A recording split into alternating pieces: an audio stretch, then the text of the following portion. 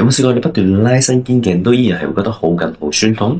其實可能你忽略咗一個好重要嘅肌肉——前鋸肌。前鋸肌最主要幫我哋穩定肩胛骨、肩胛前突同旋轉，同埋輔助呼吸。今日我會教大家一個喺屋企都可以做到嘅簡單動作，去啟動我哋嘅前鋸肌，幫我哋改善肩頸膊痛。首先，我哋要準備一張瑜伽墊，面向天平躺，腳屈曲，調整盤骨位置，令到成個背及臀部貼地。